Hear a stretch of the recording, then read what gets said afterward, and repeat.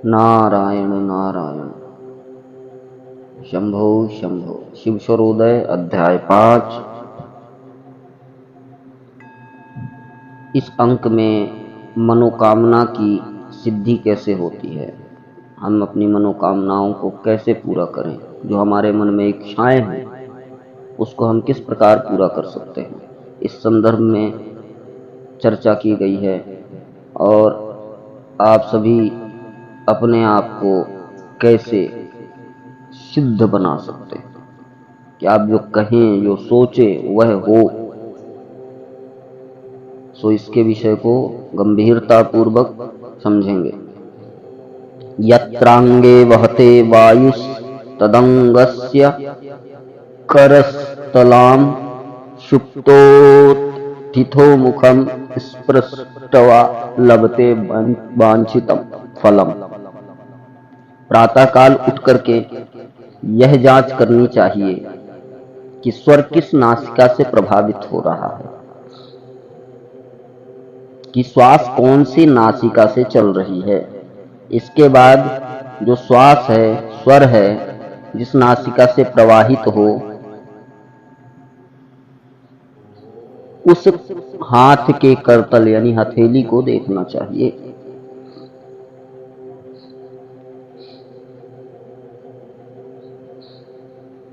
उसी चेहरे का वही भाग स्पर्श करना चाहिए, अर्थात बाईं नासिका से सांस चल रही हो तो बाएं हाथ की हथेली ऊपर से नीचे तक देखनी चाहिए, उसे चेहरे के बाएं हिस्से पर स्पर्श करना चाहिए।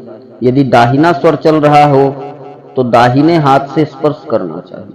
ऐसा करने से वांछित फल प्राप्त होता है। जैसे स्वर विज्ञानियों ने यह सलाह भी दी है कि बिस्तर से उतरते समय प्रातःकाल उसी ओर का पैर जमीन पर सबसे पहले रखें जिस नाक से सांस चल रही हो। हे देवी, ऐसा करने वाला सदैव ही अपने मानसिक और संकल्पित कार्यों को प्राप्त कर लेता है। परदत्ते तथा ग्रहे ग्रह निर्गमने अपि च यदंगे वहते नाड़ी ग्रहयाम तेन न करा घृणा। दान देते समय अथवा कुछ भी देते समय या लेते समय उसी हाथ का प्रयोग करना चाहिए जिस नासिका से स्वर प्रवाहित हो रहा हो। इसी प्रकार यात्रा शुरू करते समय उसी ओर के पैर को घर से पहले निकालना चाहिए जिस नासिका से स्वर प्रवाहित हो रहा हो। नाहाली कलहनैव कंटकैर्नापि भिदते निर्वतते सुखी चैव सर्वोपद्रव वर्जिता। हे देवी, ऊपर बताए गए तरीकों को जो मनुष्य अपनाते हैं, इन तरीकों को जो व्यक्ति अपने जीवन में उतारता है, उन्हें कभी नुकसान नहीं होता, उन्हें कभी हानि नहीं होती और वह अवांछित व्यक्तियों से कष्ट होता है। ना ही उन्हें कोई व्यक्ति कष्ट पहुंचा सकता है, जिनकी वह इच्छा नहीं करते वह उन्हें कभी कष्ट नहीं पहुंचा सकता, बल्कि इससे उन्हें सुख और शांति की प्राप्ति होती है। गुरु बंधु नृपामात्ये स्वान्येषु शुभदायिनी पूर्णांगे खलु कर्तव्या कार्य सिद्धिर मनः स्थिता। जब अपने गुरु, राजा, मित्र या मंत्री का सम्मान करना हो तो उन्हें अपने सक्रिय स्वर की ओर देखना चाहिए। उसी आंख से देखें जिस आंख से आपका स्वर चल रहा है। अरि चौरार्ध मर्धार्मा अन्येषां वदि निग्रह कर्तव्य खलुरुक्तयाम जयालाभ सुखार्थिभि। जय, लाभ और सुख चाहने वाले को अपने शत्रु, चोर, साहूकार, अभियोग लगाने वाले को रोकने हेतु उन्हें अपने निष्क्रिय स्वर की ओर, अर्थात जिस नासिका से स्वर प्रवाहित ना हो उस ओर देखना चाहिए। दूर देशे विधातव्यम गमनम तु हिमधुतये अभ्यर्ण देशे दीप्ते तु कारणाविति केचन। लंबी यात्रा का प्रारंभ बाएं स्वर के प्रवाह काल में करें और कम दूरी की यात्रा दाहिने स्वर काल के प्रवाह में करनी चाहिए। यत्किंचित पूर्वमामुद्दिष्टं लाभादि समरागम तत्सर्वं पूर्ण नाड़ेषु जायते निर्विकल्पकम। उपर्युक्त फल मनुष्य को तभी मिलते हैं, जो ऊपर कहे गए फल तभी मिलेंगे जब वह ऊपर बताए गए तरीकों को अपनाता है। ऐसा करने से निश्चित सफलता मिलती है।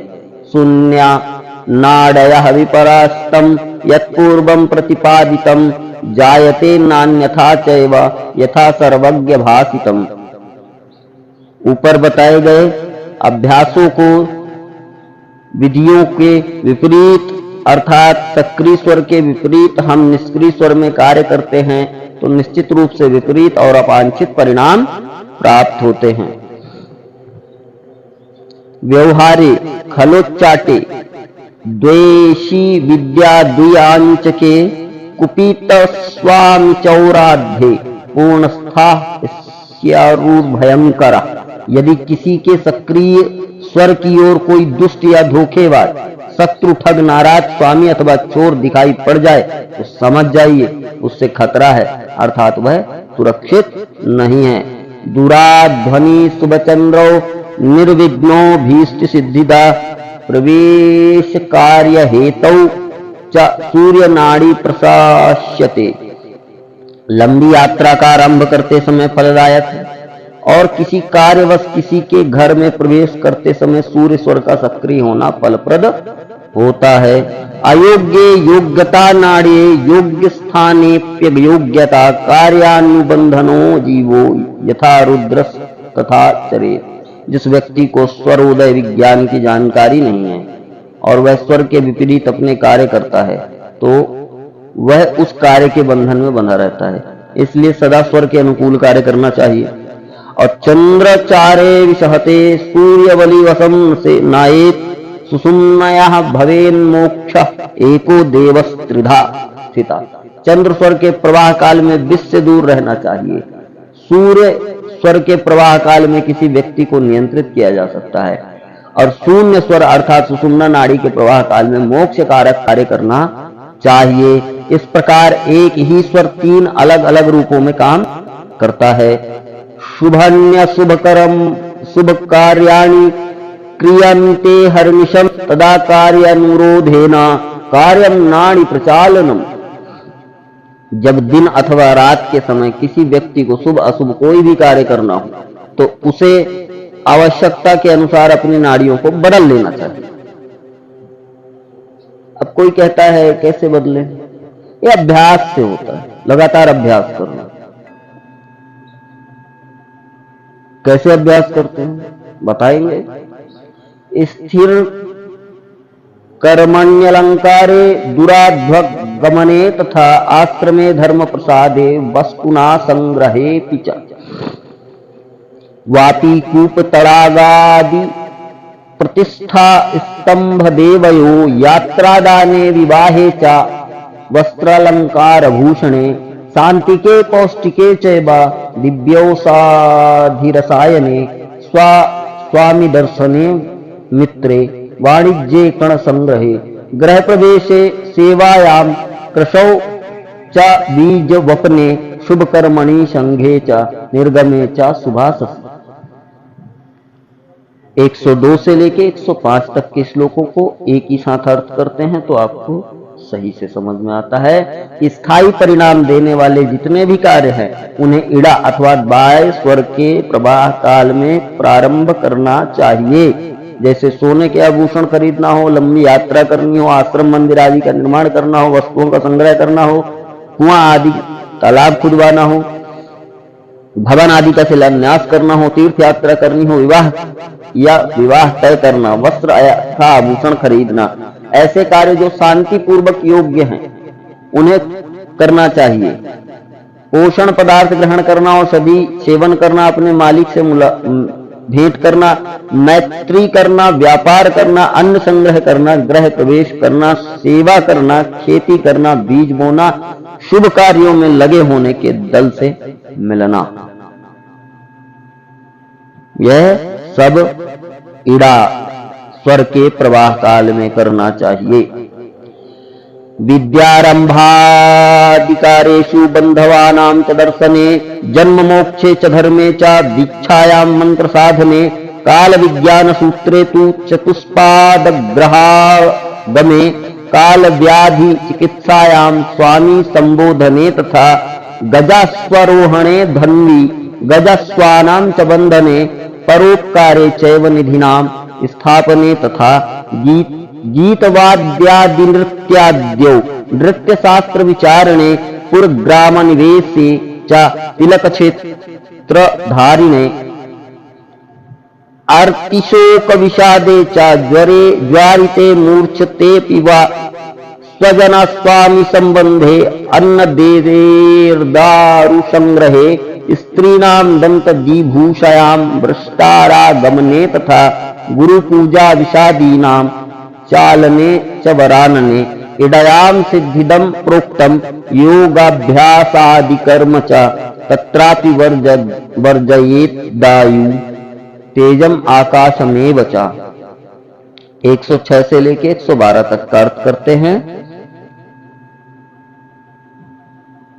पहले बताए गए कर्मों के अतिरिक्त निम्नलिखित कार्य भी चंद्र नाड़ी के प्रवाह काल में करना चाहिए, यानी कि इड़ा नाड़ी के प्रवाह काल में करना चाहिए। अक्षरारंभ पढ़ाई का काम, मित्र दर्शन, जन्म मोक्ष, धर्म, मंत्र दीक्षा लेना, मंत्र जप या साधना करना, काल विज्ञान ज्योतिष का अभ्यास करना, नए मवेशी को घर लाना, असाध्य रोगों को चिकित्सा, मालिक से संवाद, हाथी और घोड़े की सवारी या उन्हें घुड़साल में बांधना, धनुर्विद्या का अभ्यास, परोपकार करना, धन की सुरक्षा करना, नृत्य गायन, अभिनय, संगीत, कला आदि का अध्ययन करना, नगर या गांव में प्रवेश, तिलक लगाना, जमीन खरीदना, दुखी और निराश लोगों या स्वर से पीड़ित या मूर्छित व्यक्ति की सहायता करना, अपने संबंधियों या स्वामी से संपर्क करना, ईंधन तथा अन्न संग्रह करना, वर्षा के आगमन के समय स्त्रियों के लिए आभूषण आदि खरीदना, गुरु की पूजा, बाधा को दूर करने के उपाय, योग अभ्यास आदि कार्य इड़ा नाड़ी के प्रवाह काल में सिद्धिप्रद होते हैं। लेकिन इड़ा नाड़ी में वायु, अग्नि अथवा आकाश तत्व सक्रिय हो वैसा नहीं होता, अर्थात इन तत्वों के इड़ा में प्रवाहित हो तो उक्त कार्य को ना करना ही श्रेयस्कर। सर्व कार्याणि सिद्ध्यन्ति दिवा रात्रि गतान्यपि सर्वेषु शुभ कार्येषु चंद्रचारः प्रसायते। दिन हो अथवा रात इड़ा के प्रवाह काल में किए गए सभी कार्य सिद्ध होते हैं। अतएव सभी कार्यों के लिए चंद्र अर्थात इड़ा नाड़ी का ही चुनाव करना चाहिए। पिंगला नाड़ी के प्रवाह काल में किए जाने वाले कार्य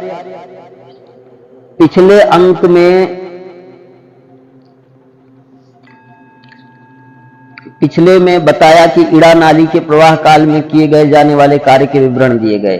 अब इसमें पिंगला नाड़ी के प्रवाह काल में किए जाने वाले कार्यों के विवरण प्रस्तुत हैं। इस संदर्भ में यहाँ 8 श्लोकों की विवेचना की जा रही है।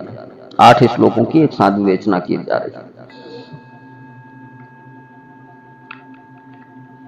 कठिनम क्रूर विधानम पठने पाठने तथा स्त्री संग विषयागमने महानौकाधिरोहणे भ्रष्टकारे सुरापाने वीर मंत्रादुपासने विहलोध्वंस देशादौ विशदाने च वैरिणां शास्त्राभ्यासे च गमने मृगया पशु विक्रये इष्टिकाकाष्ठपाषाण रत्न घर्षणे दारुणे गत्याभ्यासे यंत्र तंत्रे दुर्ग पर्वत रोहणे धुते चौव्ये गजास्वादिर रथ साधन वाहने व्यायामे मारणोच्चटे सठ कर्मादि साधने यक्षिणी यक्षवेताल विषभूतादि निग्रहे खरोष्ट्र महिषादीना गजस्वारोहणे तथा नदी जलोघतरणे भेषजे लिपिलेखने मारणे मोहने स्तंभने विद्वेषोच्चाटने वसे प्रेरणे कर्षणे भोगे दाने चक्र विक्रये प्रेताकर्षण विद्वेषण शत्रु निग्रहणे पिचा खड्ग हस्ते वैर युद्धे भोगे व राजदर्शने भोज्ये स्नाने व्यवहारे दीप्तिकारे रवि शुभा। अर्थात पिंगला नाड़ी के प्रवाह काल के समय कौन से कार्य करने चाहिए जिससे सफलता मिलती है? कठिन तथा क्रूर विद्याओं का अध्ययन, अध्यापन, स्त्री समागम, वेश्यागमन, जलयान की सवारी, भ्रष्टकार्य, सुरापान, वीर मंत्र आदि की साधना, शत्रु पर विजय या उसे विष देना, शास्त्रों का अध्ययन, शिकार करना, शस्त्रों का विक्रय करना, ईंट तथा खपरे बनाना, पत्थर तोड़ना, लकड़ी काटना, रत्न घर्षण, दारुण कार्य करना, गति का अभ्यास, यंत्र तंत्र की उपासना, किले या पहाड़ पर चढ़ना, जुआ खेलना, चोरी करना, हाथी या घोड़े की सवारी करना या उन्हें नियंत्रित करना, व्यायाम करना, मारण, उच्चाटन, मोहन, वशीकरण, स्तंभन, अशांति, विद्वेषण, तांत्रिक षटकर्मों की साधना करना, यक्ष यक्षिणी वेताल आदि सूक्ष्म जगत के जीवों से संबंधित साधना या संपर्क करना, विषधारी जंतुओं को नियंत्रित करना, गधे, घोड़े, ऊंट आदि अथवा भैंसे आदि की सवारी, नदी या समुद्र को तैरकर पार करना, औषधि का सेवन, पत्राचार करना, प्रेरित करना, कृषि कार्य, किसी को क्षुब्ध करना, दान लेना देना, क्रय विक्रय, प्रेत आत्माओं का आवाहन, शत्रु को नियंत्रित करना या उससे युद्ध करना, तलवार धारण करना, इंद्रिय सुख का भोग, राजदर्शन, दावत खाना, भोजन करना, स्नान, कठोर कार्य और व्यवहार करना आदि सूर्य प्रवाह में शुभ होता है। सूर्य नाड़ी के प्रवाह काल में शुभ होता है। मेरा एक निवेदन है कि आप लोग चोरी हत्या ना करें, ठीक है? करें तो बढ़िया कार्य करें, बाकी आपके कर्म और आपकी बुद्धि। आगे बढ़ते हैं। भुक्त मार्गेण मंदाग्नो स्त्रीणाम वश्यादि कर्मणि शयनम सूर्यवाहेना कर्तव्यम सर्वदा बुधय। भूख जागृत करना, किसी स्त्री को नियंत्रित करना और सोना आदि कार्य बुद्धिमान लोग सफल होने के लिए सूर्य नाड़ी के प्रवाह काल में करते हैं। क्रूराणि सर्व कर्माणि चाराणि विविधानि च तानि सिद्ध्यन्ति सूर्येण नात्र कार्य विचारणा। सभी प्रकार के क्रूर कार्य का, विविध चर कार्य, अस्थायी प्रकृति वाले, कम समय वाले कार्य सूर्य नाड़ी के प्रवाह काल में करने पर सिद्ध होते हैं। किसी भी प्रकार का इसमें कोई संशय नहीं। जय श्रीमन नारायण, जय श्रीमन नारायण, नारायण नारायण। यह शिव सर्वोदय विज्ञानम का अध्याय 5 आप सभी के को समर्पित है, सभी सनातन वैदिक धर्मावलंबियों को समर्पित है। मैं आशा करता हूं आप सभी इसे ग्रहण करेंगे, इसे बार बार सुने तब आपको इसे समझ में आएगा। एक बार सुनने से इसे कभी समझ में नहीं आएगा, क्योंकि ये विषय बहुत गूढ़ है और यह एक प्रक्रिया है, एक समीकरण है कि जिस समीकरण से आप अपने आप को नियंत्रित कर लेते हो या अपने आप को नियमित कर लेते हो, इस समीकरण में अपने आप को बांध लेते हो, तो आप सदैव ही वह प्राप्त कर पाते हो जो आपको प्राप्त करना है। स्मरण रहे, लौकिक, भौतिक और दैहिक इच्छाओं से परे होकर के ही ऐसे ब्रह्म तत्व की साधना की जा सकती है। जिसकी तुच्छ जीवन की इच्छाएं हैं वह कदापि इसमें अपना मन भी नहीं लगा पाएगा, उसका अभ्यास भी कभी नहीं हो पाएगा, क्योंकि वह लालची है, वह कुछ प्राप्त करना चाहता है, वह दीर्घकालिक परिणाम के पक्ष में कदापि नहीं है। इसलिए जिसे दीर्घकालिक परिणाम प्राप्त करना हो वह अपने दैहिक, भौतिक और आध्यात्मिक इन तीनों इच्छाओं को वृत्त करते हुए, यह परम विज्ञान है, महाकाल के द्वारा रचित विज्ञान है, और इसको प्राप्त करने वाला, इसका अभ्यासी जो होता है वह महाकाल का परम प्रिय हो जाता है। सो केवल और केवल महाकाल की ही कृपा को प्राप्त करने के लिए आपको इसका अभ्यास करना चाहिए, अन्य तो सब उनकी कृपा से प्राप्त हो जाना है। आशा है आप लोग समझ गए होंगे। जय जय नारायण। शंभो शंभो शब्द। मिलते हैं अगले भाग में।